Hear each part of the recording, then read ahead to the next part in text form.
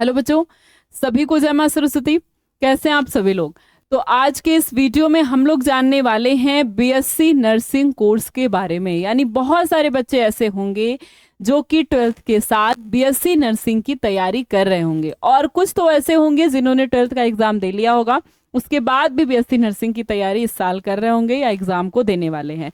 तो आज के इस वीडियो में हम लोग जानेंगे कि ऐसे बच्चे जो बीएससी नर्सिंग करना चाहते हैं उन्हें क्या करना है, बीएससी नर्सिंग का फॉर्म कब आता है, कैसे एग्जाम होता है, कब एग्जाम होता है, और सारी क्या क्या चीजें होती हैं, कौन कौन से बीएससी नर्सिंग के एग्जाम होते हैं। तो आज के इस छोटे से वीडियो में हम लोग पूरा जानने वाले हैं बीएससी नर्सिंग के बारे में। ठीक है, चलिए तो आज की इस क्लास में हम लोग देखते हैं पहले बीएससी नर्सिंग क्या होता है।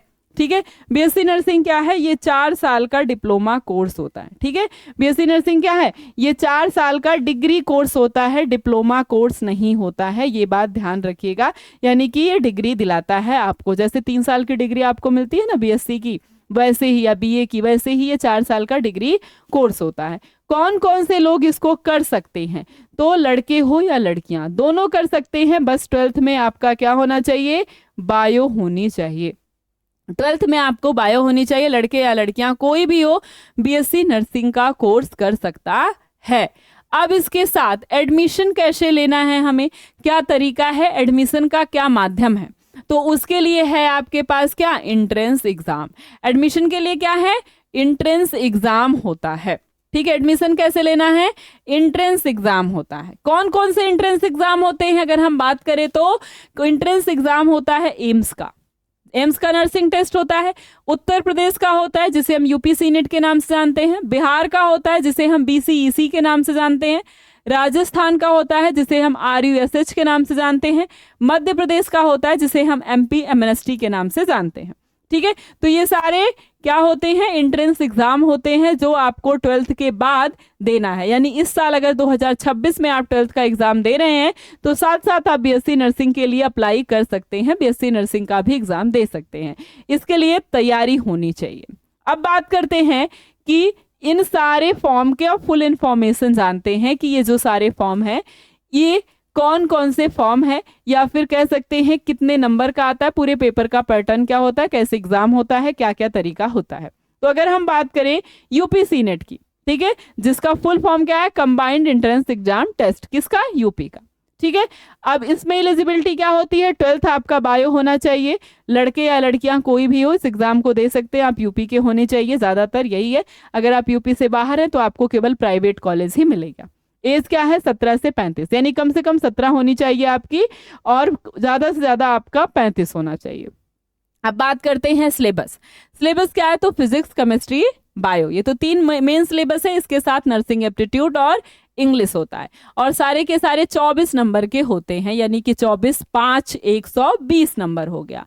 ठीक है, 120 नंबर, तो कितने क्वेश्चन आते हैं, 120 क्वेश्चन आते हैं, और एक क्वेश्चन पर हमें 1 नंबर मिलता है।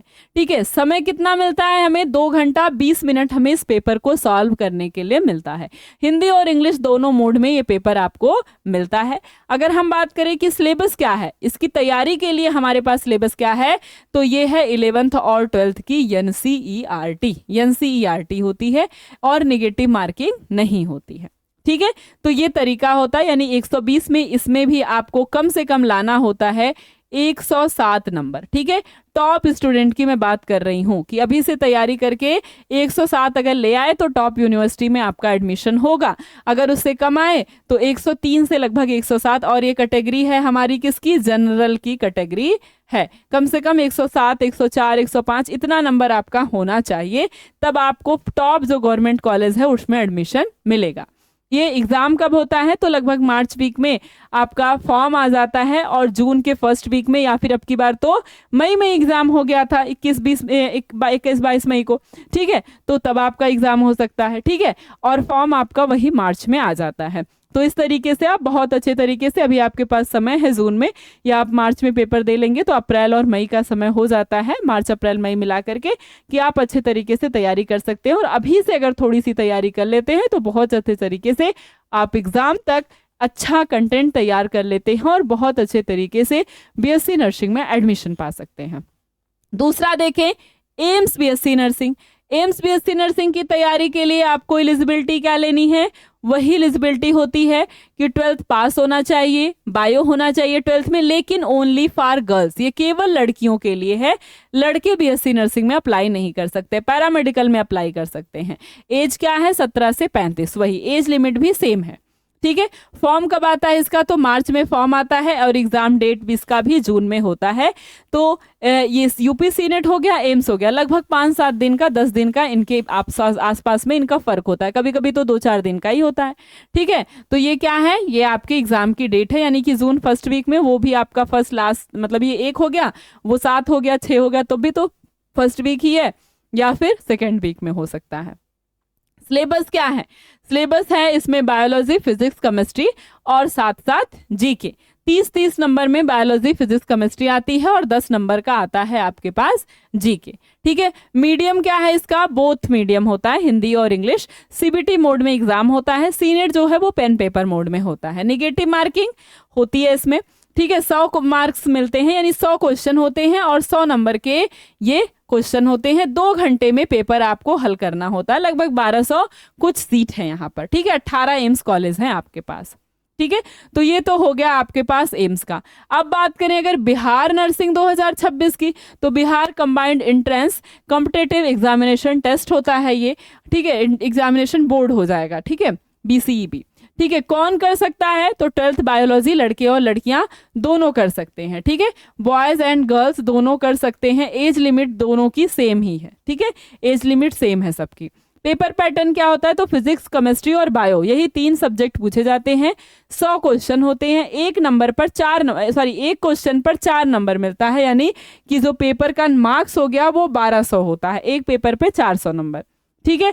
अब बात करते हैं नेगेटिव मार्किंग, 1/4 होती है, मीडियम दोनों बोथ होता है। OMR सीट इसमें आपको मिलती है। 11th और 12th बायोलॉजी पूरी NCERT यहाँ पर क्या है, सिलेबस है, ठीक है। 11th 12th क्या है, पूरी NCERT आपका सिलेबस है।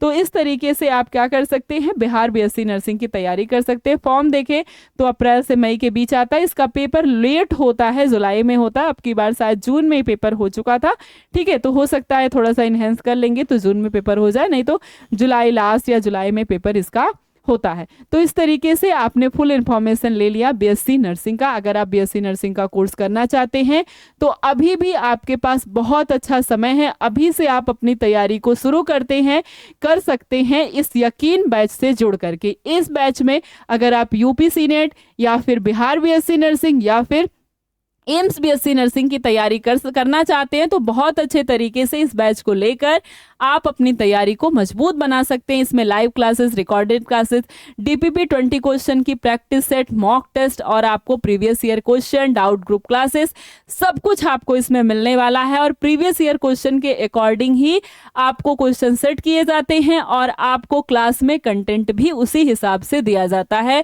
ताकि आने वाले एग्जाम के लिए आप बहुत अच्छे तरीके से, सुटेबल तरीके से तैयारी को कर सकें।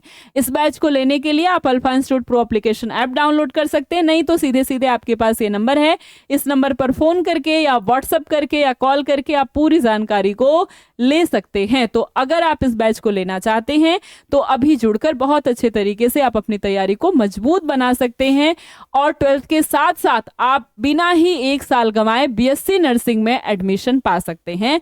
तो अब देर आपको नहीं करनी है, क्योंकि अगर आपको तैयारी करनी है तो अभी तुरंत आज से अपनी तैयारी को शुरू कर देना है, क्योंकि अब बहुत ज़्यादा समय आपके पास नहीं है। अभी आप 12th के एग्जाम में बिजी हो जाएंगे, उसके बाद जो समय बचेगा तो फिर बहुत कम समय बचेगा। इसलिए जो करना है आज से और अभी से अपनी तैयारी को शुरू कर दीजिए।